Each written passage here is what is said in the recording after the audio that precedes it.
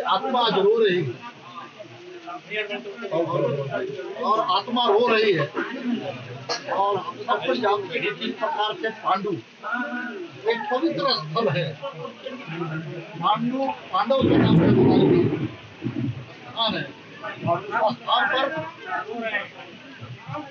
एक अन्याय का काम है। अन्याय के दृष्टिकोण से इस प्रकार से एक समाज जिसको हम कह सकते हैं अल्पसंख्यक समाज के द्वारा महादलित समाज पर हमले हुए, आक्रमण हुआ है उनके घरों पर। उनके घर को बुलडोज किया गया, बुलडोजर से उनके घर को सफाचट किया। उनके परिवार के छोटे छोटे बच्चों को किडनैपिंग किया गया और छतरपुर के एक घनघोर जंगल में फेंक दिया गया। मैं उन बच्चों को देख रहा था, उन बच्चों को चोट आई है और दोष क्या है उनका? दोष ये है कि उनके पुश्तैनी जमीन पर वो रहते हैं। 179 वर्ष बाप दादा परदादा छकड़ दादा के कालखंड से रहने वाले लोगों को जिस ढंग से घर को तोड़ा गया है, ये अधिकार उनको किसने दिया है?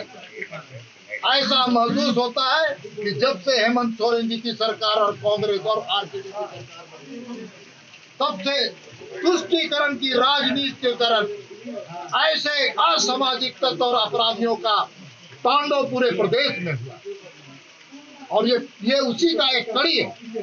इसलिए मैं मानता हूं इस घटना को राज्य की सरकार और जिला प्रशासन ने गंभीरता से नहीं लिया।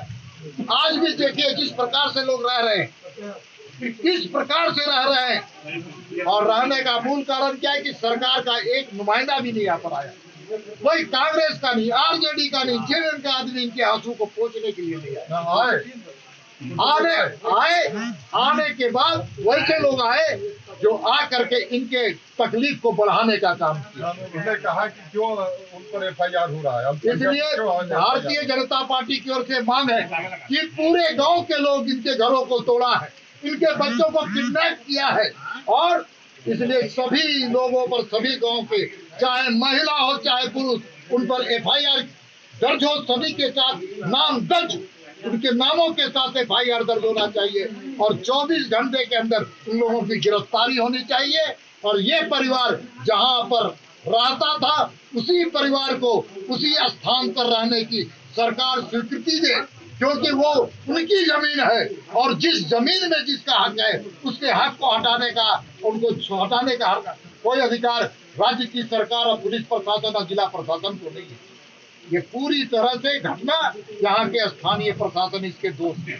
और दूसरी बात, वहाँ पर मंदिर तोड़े गए, हमारे लिए वो आस्था का विषय है। शंकर भगवान के मंदिर को तोड़ा गया है और जिन लोगों ने तोड़ा उनके हाथ क्यों नहीं कांप रहे थे? इन गरीबों को जब कहते हैं कि नर सेवा नारायण फेरा, दरिद्र के यहाँ, आम लोगों गरीब के यहाँ भगवान बसते, इनको तकलीफ देने के समय में उनके रूह क्यों नहीं कांपे? आखिर इतनी हिम्मत आती कैसे है? इसलिए कि तुष्टीकरण की राजनीति राज्य की सरकार, हेमंत सोरेन की सरकार और कांग्रेस के लोग कर रहे हैं, आरजेडी के लोग कर रहे हैं। आर्य महादलित जब से इनकी सरकार बनी है तब से आदिवासियों के साथ और महादलितों के साथ कह सकते हैं कि सबसे ज्यादा आज प्रहार किया जा रहा है। उनके हक और हुकूक को छीनने का काम राज्य की सरकार। इसलिए भारतीय जनता पार्टी भी ने तय किया है कि महादलितों के साथ, आदिवासियों के साथ, बहनों के साथ अगर और किसी के साथ भी अगर अत्याचार होगा, अनाचार होगा तो उसके साथ खड़ा नजर आएगा और उसकी आक्रोश की अभिव्यक्ति भारतीय जनता पार्टी बनेगी। इनका कोई अभी पहचान पत्र नहीं है, उसमें पता बदलने की बात। देखिए, मैं जिला प्रशासन को यहाँ से चेतावनी देना चाहता हूँ, यहाँ के उपायुक्त को, कमिश्नर को, होम सेक्रेटरी को, चीफ सेक्रेटरी और मुख्यमंत्री को, जहाँ पर रहते थे उसी स्थान का पता आधार कार्ड में होना चाहिए।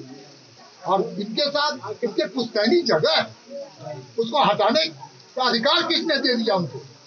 अगर कल अगर के हम भी उनको हटा दे इसी प्रकार से, तो बलात्पूर्वक हम हटा दे तो कैसा लगेगा उनको? बीजेपी क्या करेगी आगे? बीजेपी सबसे ज्यादा संवेदनशील पार्टी है और संवेदनशीलता का परिचय भारतीय जनता पार्टी का कार्यकर्ता हमारे विधायक। मैं यहाँ के विधायक जी को भी धन्यवाद देना चाहता हूँ। चंद्रवंशी जी को बधाई देना चाहता हूँ कि जब तकलीफ आया तो भारतीय जनता पार्टी के कार्यकर्ता, यहाँ के विधायक ने आगे बढ़ करके इनकी सेवा करने का संकल्प लिया है। और भारतीय जनता पार्टी का कार्यकर्ता सेवा ही संगठन के माध्यम से समाज के ऐसे लोगों को, पीड़ित लोगों को, दलित लोगों को, और अंतिम पायदान में जो बैठा हुआ है उसकी सेवा करने का संकल्प जिस दिन भारतीय जनता पार्टी का कार्यकर्ता बनता उसी दिन। सिर्फ पांडु के ही मुसहरों के लिए ऐसा रहेगा? पूरे प्रदेश में, जामताड़ा में भी इसी प्रकार की घटना घटी थी, जमीनों को छीनने का काम किया था।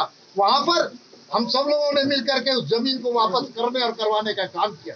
पूरे प्रदेश में इस प्रकार की घटना घटी है। और ये केवल यही का मामला नहीं है, ये मामला दिल्ली तक जाएगा। दिल्ली के लोकसभा और राज्यसभा में ये मामला गूंजेगा।